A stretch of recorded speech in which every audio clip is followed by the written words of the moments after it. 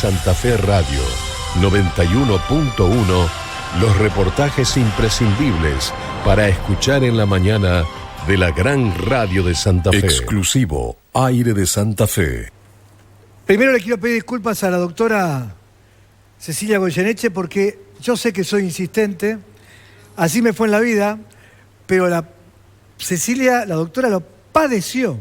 Literalmente dijo: prefiero al fiscal que me estaba juzgando a Luis Minos, porque a esta altura no sé si declararme culpable o inocente. Doctora, gracias por este tiempo para Aire de Santa Fe.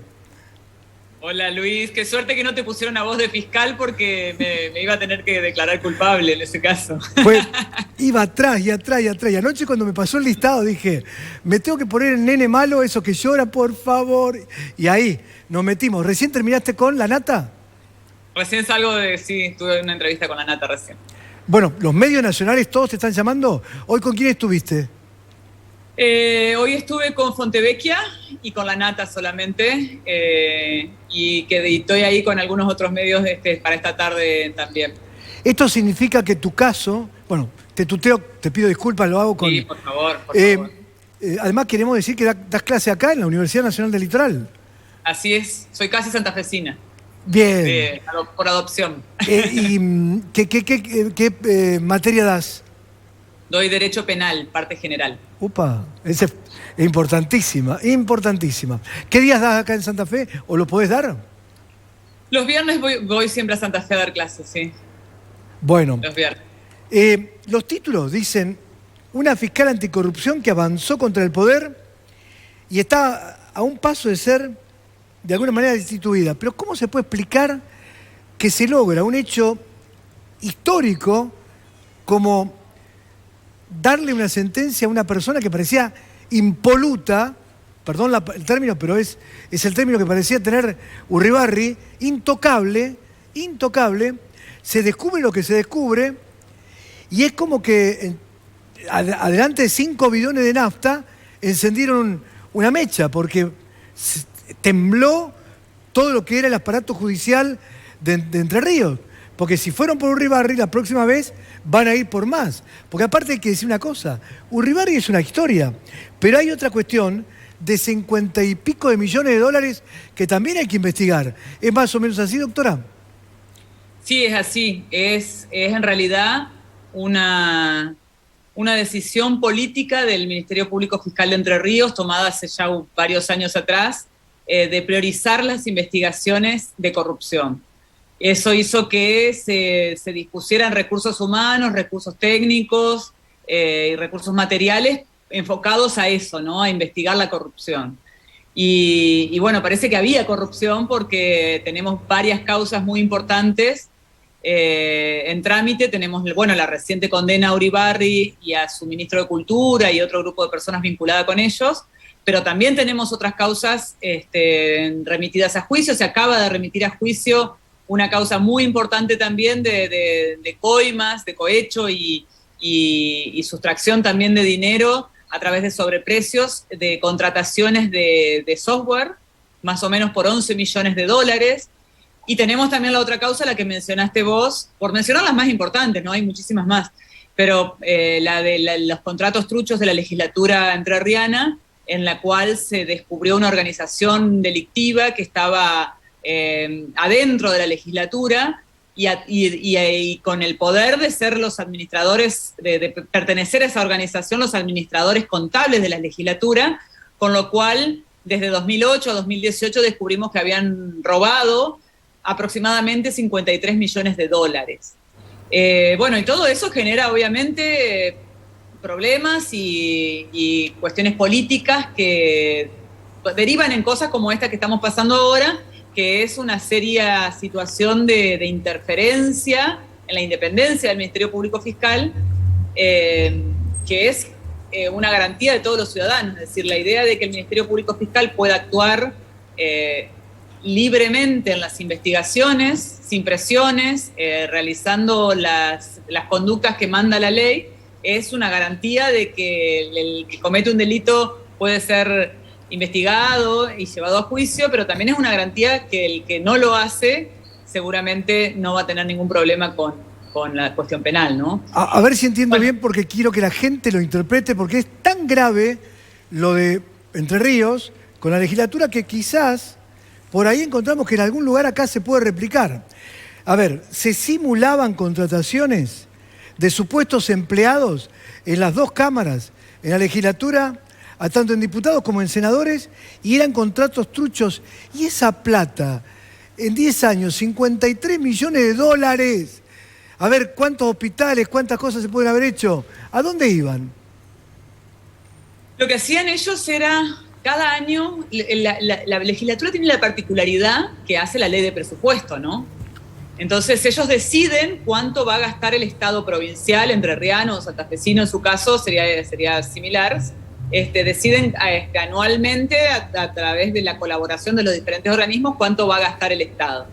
Entonces ellos deciden también ahí el propio presupuesto de la legislatura. Nosotros nos encontramos con que en la legislatura entrerriana los que armaban el presupuesto ya preveían a principio de año o a fin del año anterior, cuando estaban armando el presupuesto, cuánta plata iban a disponer para contratos de obra, es decir, contratos de personal temporario de la legislatura, y luego de ese contrato de personal temporario, que había algunos que eran verdaderos, contratados, ¿no? Pero había un grupo donde ellos ya disponían que era plata que iban a sustraer.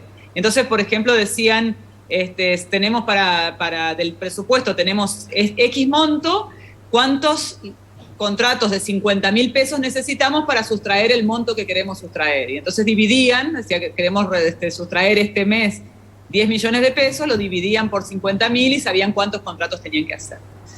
Y así fueron haciendo durante 10 años, habían aceitado un mecanismo de esa manera, donde se llevaban todo este dinero. Nosotros pudimos comprobar que una parte, la parte de la parte más básica de la organización, que llegaba hasta los servicios administrativos contables del Senado, y le entregaban el dinero, la buena parte del dinero, la mayor parte del dinero, a una persona llamada Juan Pablo Aguilera, cuñado del exgobernador Uribarri y colaborador cercano de él. Eso es lo que pudimos comprobar. No pudimos comprobar luego qué pasaba con ese dinero. Y sí, este sector de la organización invertía en operaciones inmobiliarias, más que nada, campos, ganado, ese tipo de operaciones, invertía el dinero. Esa causa hoy en día está parada en la Corte. ¿Por qué? Porque los abogados defensores de estas personas hicieron un planteo según el cual ese dinero lo gastaban en política, en campañas políticas. Nosotros no tenemos ninguna prueba de eso, no sabemos por qué lo dicen ellos, pero creo que lo dicen para tratar de generar la parálisis de la causa, que es la situación en que está ahora la causa, porque está paralizada con un conflicto de competencias entre justicia ordinaria de la provincia de Entre Ríos y justicia federal. Digamos, y allí está en la Corte esperando una resolución. Una chicana, una típica chicana. Sí, señor. Una chicana para frenarlo, lo demoramos y después pasa el tiempo y hay que ver si cambia el gobierno, si esto o lo otro se acomoda. La espera del milagro. Exacto. Ahora, pero digo, ¿hay nombres de personas? ¿El cuñado también reportaba a Uribarri? El cuñado, como te decía, es colaborador cercano de Uribarri, trabajó siempre para él en sus campañas, fue el director de la Casa de Entre Ríos en Buenos Aires algunos años, ha sido siempre un colaborador estrechísimo del exgobernador. Nosotros, no, como te decía, no tenemos la prueba en la causa de que ese dinero se lo haya entregado concretamente a Uribarri, ¿no? A ver, digamos que usted siente que por haber investigado la mayor causa de corrupción en la historia de la provincia, ¿es perseguida de esa manera? ¿Siente eso claramente? Sí, claro. No solamente por investigar esa causa, la persecución tiene que ver con una idea, y es de desmontar un grupo de trabajo que trabaja seriamente, con independencia, con seguridad de lo que hace y a conciencia en la investigación de hechos de corrupción. La idea es que nosotros nos vayamos, que me vaya yo, que se vaya el procurador general, a quien ya le han pedido 2 veces el jury desde que empezó esta causa, la causa de los contratos truchos. ¿Para qué? Para que aparezcan nuevas designaciones, un nuevo procurador o procuradora, un nuevo fiscal anticorrupción. Ya ahora mandaron un proyecto de ley de fiscalía anticorrupción también para cambiar eso. Y con esas nuevas personas lo que podemos hacer, lo que podrían hacer esos nuevos funcionarios es tomar todas las causas que están en trámite, sacárselas a los fiscales que la están investigando y la conocen y dárselas a un fiscal elegido o un fiscal nuevo, simplemente con que sea nuevo y no conozca nada de la causa y no sepa cómo llevarla adelante, ya sería un retroceso enorme para este tipo de investigaciones porque son monumentales, es mucha información. Conocer una causa de estas realmente como para llevarla a juicio lleva mucho tiempo. Ahora, la Corte Suprema de la Nación pidió los expedientes de este caso, de este jury, a la justicia de Entre Ríos. También aparece el relator de la ONU para la independencia judicial, Diego García Sayán, interesado en el caso y envió preguntas para saber cuál es la imparcialidad del jury contra usted. ¿Y qué está pasando con las causas de corrupción? La llama La Nata, la llaman Fontevecchia, la llaman de la Nación, la llamamos nosotros. ¿Todo eso ayuda o usted o vos sentís que estás a un paso de ser destituida? Yo estoy a un paso de ser destituida y todo eso ayuda. Yo creo que desde el momento en que me suspendieron el año pasado, decidieron abrirme el jury y suspenderme y sacarme de esa acusación que estábamos llevando adelante en la causa contra Uribarri, en el juicio oral y público. Está la decisión tomada de destituirme y la están llevando adelante y están muy convencidos de que van a llegar a ese resultado. Por otro lado, lo cierto es que, aunque me destituyan, la segunda pregunta que tenemos que hacernos es ¿qué validez va a tener esa destitución y cuánto puede durar esa situación? Porque tenemos a un organismo internacional como la ONU planteando ya, a raíz de una denuncia que realicé yo junto con la Asociación Argentina de Fiscales, que este proceso es absolutamente ilegal. Y el relator de la ONU, que es el funcionario de la ONU que trabaja justamente para controlar situaciones de afectación a la independencia de magistrados, ¿no? De independencia judicial, a los 20 días de que hicimos la denuncia, mandó un pedido, una consulta al gobierno argentino. Muchas veces no manda consultas, muchas veces no responde a los planteos, pero en este caso, 20 días después, le pareció tan importante el caso que mandó una consulta y hizo planteos contundentes en esa consulta. Marcando que si está pasando lo que yo le denuncié que estaba pasando, en realidad lo que se está dando es un caso de afectación a la independencia.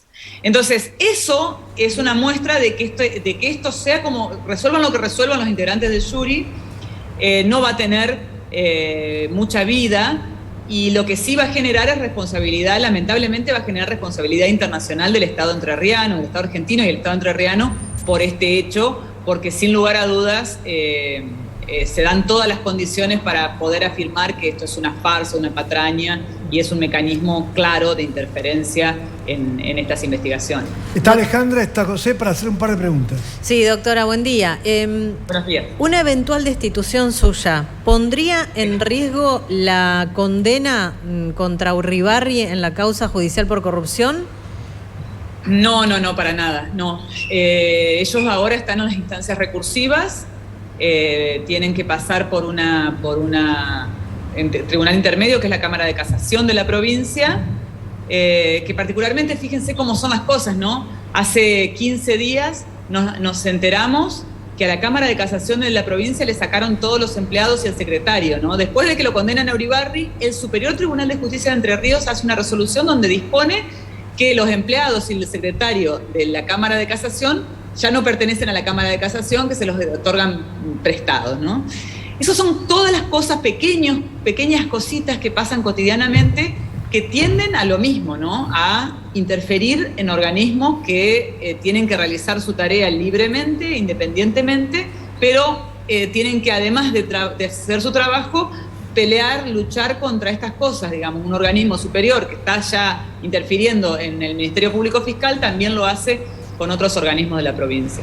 Pero les decía, la condena va a tener todos los mecanismos, la vía recursiva, y no tiene incidencia lo que pase con mi jury. Cecilia, en caso de que te destituyan, por lo menos en Santa Fe, cuando se realiza un jury, están todos los integrantes de la Corte, que en Entre Ríos se llama Superior Tribunal de Justicia.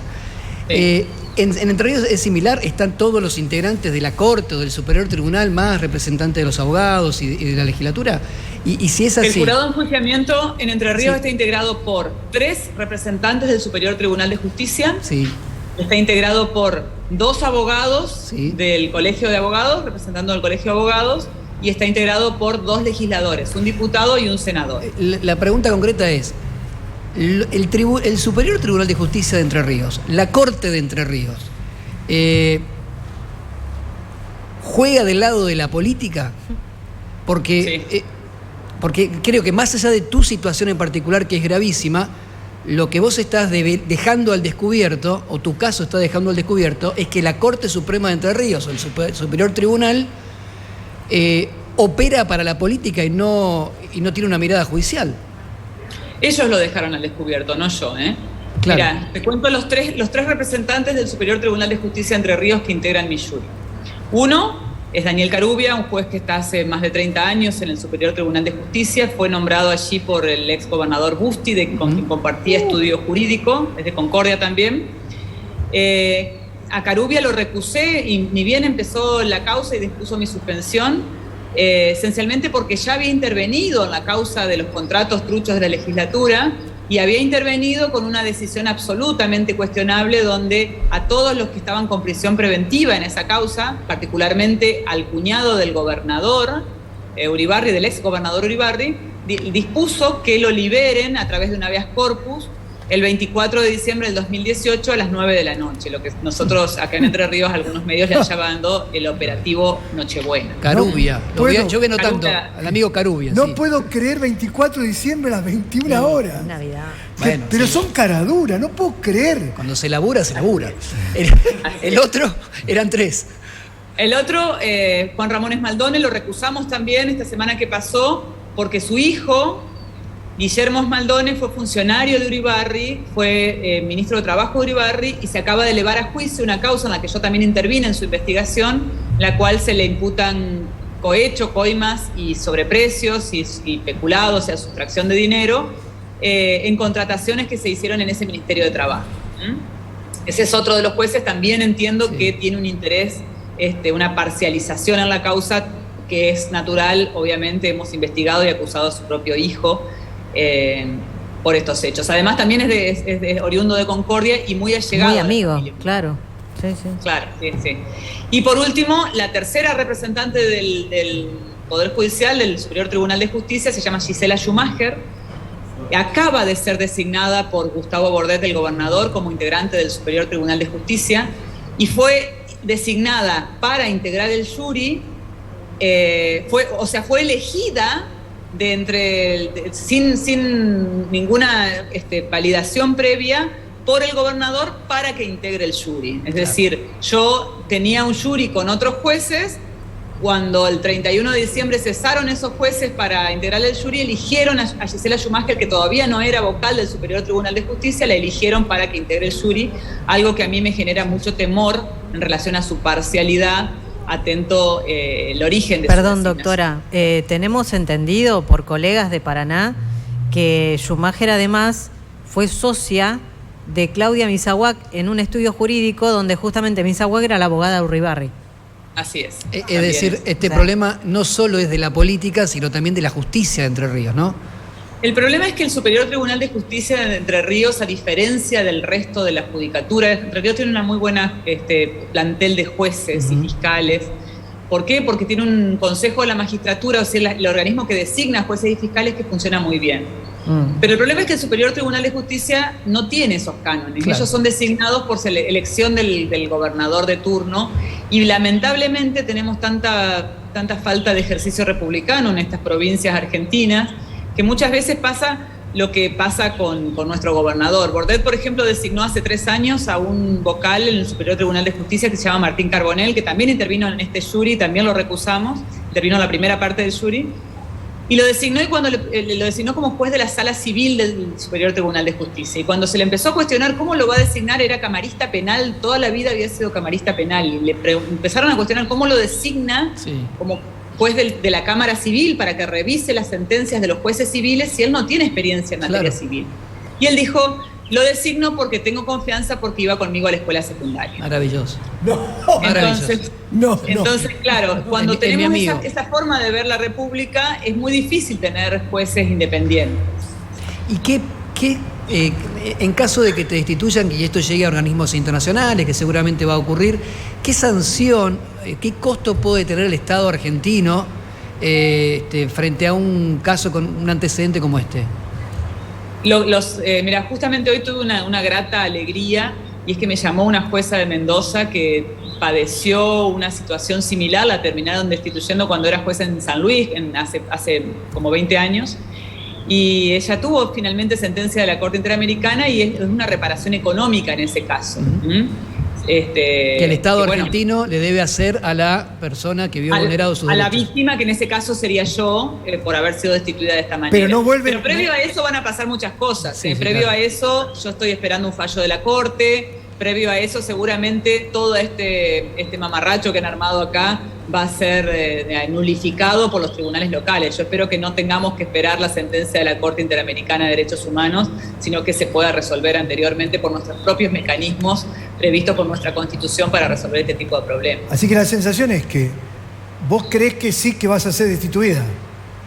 Sí, yo creo que sí, lo sé porque lo han puesto de manifiesto en cada uno de los pasos que dieron en este proceso. Lo último que nos pasó la semana pasada fue que pretendieron no dejarnos alegar en el juicio, pretendían que nuestro alegato no durara más de una hora, cortarnos. Todo el juicio lo veo en la forma en que lo actuaron ellos como un paso necesario que tenían que pasar lo más rápido posible para llegar al momento de dictar la resolución de destitución. Ahora, en un momento determinado, creo que la presidenta del Tribunal de Enjuiciamiento, ella entendía que no debía haber sido, si estoy equivocado me corregís, puesta en esta situación de jury tu caso. ¿Puede ser que ella haya dicho eso? Ella lo que planteó en un momento, nosotros cuando arrancó ahora el juicio oral en el jury, lo que planteamos es que el acusador que me habían elegido, en mi caso pasó algo también, es tan complejo y tiene tantas cosas que a veces yo omito contar algunas cosas porque es de muchísima información. Ellos, como en todo juicio, cualquier ciudadano sabe que en un juicio hay un juez, un acusado y un fiscal acusando, porque así lo disponen las leyes. En mi juicio, ellos consideraron que ellos iban a ser los jueces, yo iba a ser la acusada, pero el fiscal que acusara no querían que fuera un integrante del Ministerio Público Fiscal de Entre Ríos. ¿Por qué no lo querían? Porque como yo pertenezco al Ministerio Público Fiscal de Entre Ríos, ellos consideraban que todos los fiscales iban a no iban a llevar adelante bien la acusación como ellos pretendían. En realidad lo que sabían era que un fiscal iba a denunciar que esto es una ilegalidad. Y entonces, ¿qué hicieron? Eligieron a un acusador de una lista de abogados.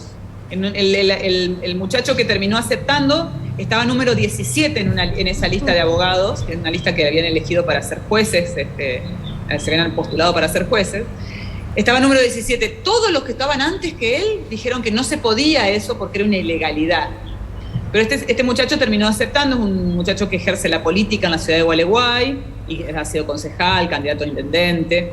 Bueno, este muchacho es mi acusador. Cuando arranca el juicio oral y público la semana pasada, nosotros planteamos nuevamente, ya lo habíamos planteado varias veces, esto es una ilegalidad, no me pueden sentar en un juicio sin un fiscal, sin alguien que haya sido designado como fiscal. Y la presidenta, en minoría, la única, dijo que teníamos razón y que sentarme en esa configuración del tribunal era violatorio de mi garantía al juzgamiento por los órganos naturales y se trataba de una comisión especial. Me dio la razón en eso, pero bueno, quedó como un voto de 1 contra 6 que prefirieron seguir adelante. ¿Cuánta basura, cuánto barro, cuánta oscuridad que hay en todo esto? Y bueno, por suerte, como medio independiente y pluralista que somos, y otros medios, esto está saliendo.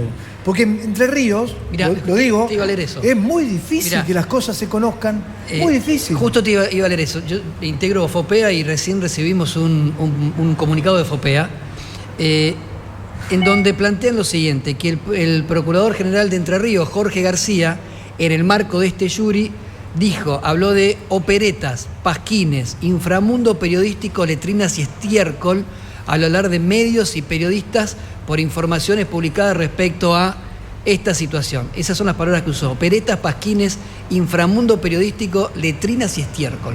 Expliquémosle a la doctora lo que es FOPEA, porque es importante. El Foro de Periodismo Argentino, pero ¿a qué se refiere el procurador cuando utiliza estos adjetivos? ¿A medios que ocultan tu caso en Entre Ríos?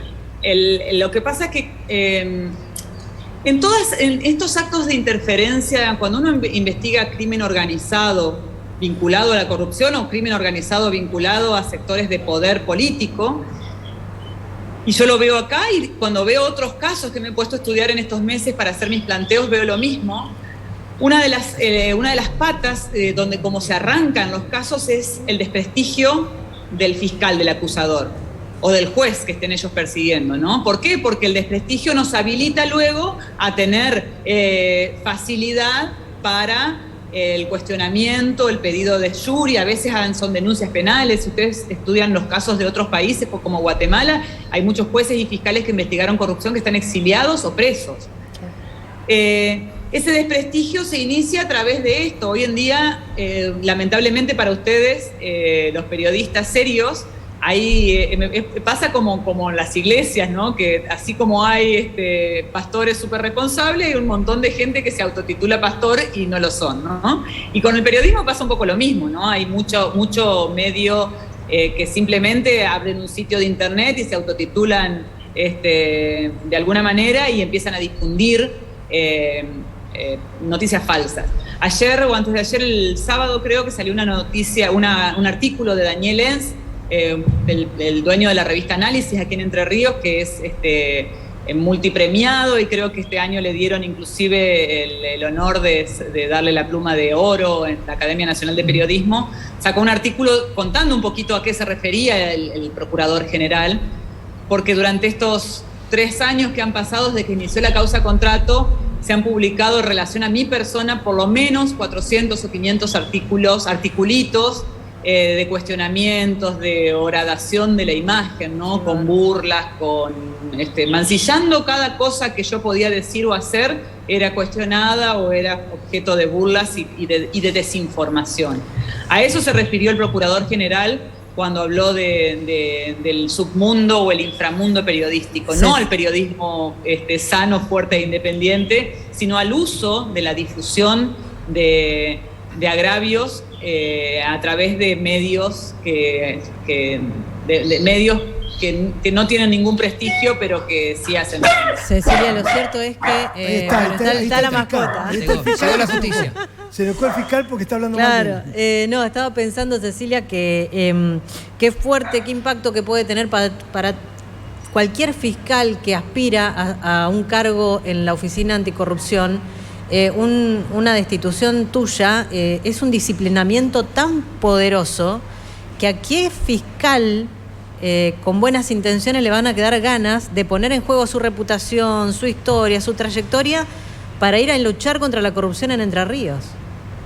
Esta semana salió un comunicado de prensa de 102 fiscales de Entre Ríos. Somos 120 los fiscales en Entre Ríos en total, y 102 pusieron su nombre y apellido en un comunicado diciendo de que no aceptaban esta ilegalidad. Y a mí me pareció muy reconfortante eso, porque habla un poco de que también, así como esto es un mecanismo de amedrentamiento, también es cierto que es un mecanismo de validación de quienes pensamos distintos y de quienes somos distintos, ¿no? O sea, a partir de esta idea de que nos pretenden destruir, también hay muchos que se identifican con otra cosa y que pueden decir otra cosa. Nosotros la verdad es que hemos hecho equipos de trabajo que han funcionado muy bien. Hemos tratado de trabajar no de forma vertical, sino en redes, donde nos ayudamos y nos acompañamos unos a otros, y eso se ve ahora en muchos otros fiscales que también están levantando la voz contra esto porque sienten que se van a plantar también ellos. Una última. Sergio Riverri fue sobreseído en estos últimos días en una causa por cohecho. Un juez de garantías entendió que hubo un exceso en los plazos procesales, decisión que será apelada por ustedes los fiscales. ¿Quiere encontrar una vuelta para disminuirle alguna cuestión?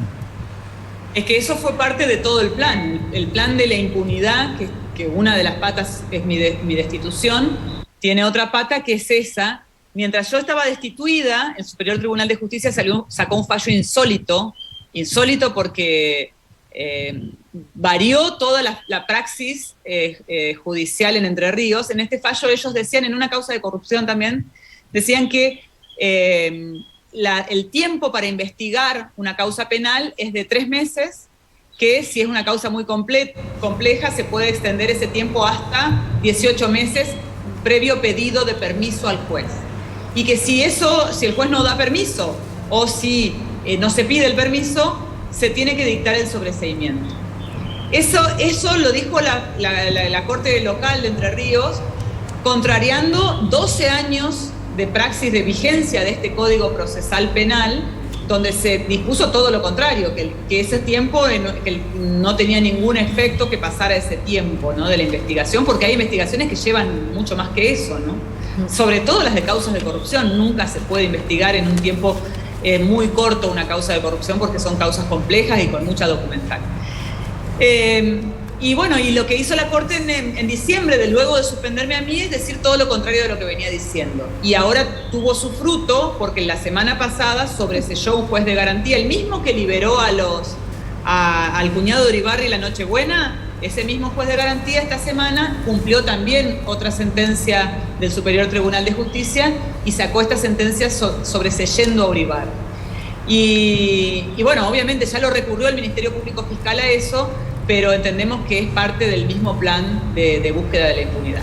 Doctora, ya se lo he dicho, te lo he dicho, nosotros tenemos sentada una posición y estamos convencidos, por eso estamos apoyando esta lucha, estas ganas de gritar a todos, así a los 4 vientos, basta de corrupción en este país, basta de los que están dominando a través de la justicia o de la política y la ensucian, la embarran, y lo que hacen sentir es tristeza por la vida que estamos llevando aquellos que creemos en la democracia.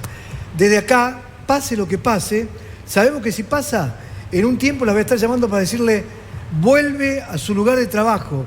Desde Aire de Santa Fe, en nombre de todo, Aire Digital, las redes sociales, la radio, sepa que estamos profundamente convencidos de tu enorme trabajo, del de los fiscales que te acompañaron, y no esperamos otra cosa que estar cerca en el momento del regreso, si se puede. Muchas gracias, muchísimas gracias por el acompañamiento. Señores, la fiscal anticorrupción, estamos hablando con la doctora Cecilia Goyeneche, un ejemplo, un verdadero ejemplo de transparencia, trabajo, honestidad, de esas personas que necesitaríamos tener en todos los lugares de la política.